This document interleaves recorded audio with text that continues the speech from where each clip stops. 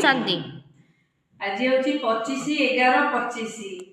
अच्छा मिठा मिठा शिखिला दे संतान मानक प्रति मिठा संतान मानक प्रति माता पिता कर मधुर स्नेह से उपवन शुभेच्छा। सुप्रभात। पितांकर आत्मिक संतान मानक नमस्ते। आत्मिक पितांकर आत्मिक बाप दादा को याद प्यार गुड मॉर्निंग नमस्ते नमस्ते नमस्ते।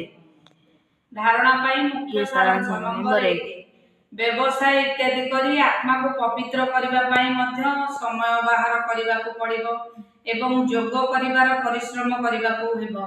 कोनोसी भी आसुरी काम केबे हेले भी विकार रे करिवार नाही, केबे हेले भी करिवार नाही आसुरी काम। नंबर 2 निजर एवं अन्य मानकर कल्याण करबा को हेबो। निजे पाठ पढ़िबा सहित अन्य मानक मध्य पढ़ाइबा को हेबो। मिया मिठू हेबार नाही, जोगर बल जमा करबा को हेबो। जोग करिकि तमे जोगर बल जेतक जमा करिवो। जोग कले तुमको पावर आ बाबांकर बल मिलिबो।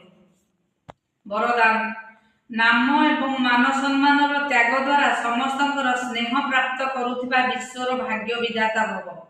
जेपरि परमात्मा को नाम रूप ठारू नियारा करूछंती किंतु सबठारू अधिक नामर गायन बाबांकर ही हेउची। सेहीपरि तुमे माने मध्य अल्प कालर नाम एवं मान सम्मान प्राप्ति करिवार इच्छा ठारू दूरेई रुह, जहा द्वारा सदा काल पई समस्तंकर प्रिय सत होई जिवो।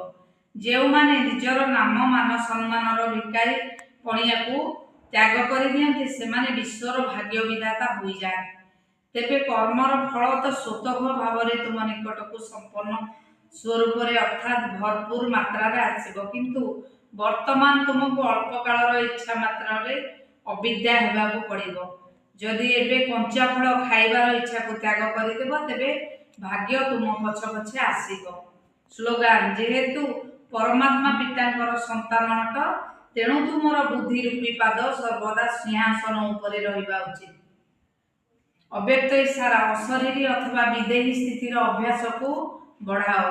जदि कौनसी भी सेवार योजना करुछ तेबे कर, ता उपरे विचार कर, किंतु कौन हेबो किपरि हेबो एही भली प्रश्नचित्त आश्चर्यान्वित होई विचार कर नाही।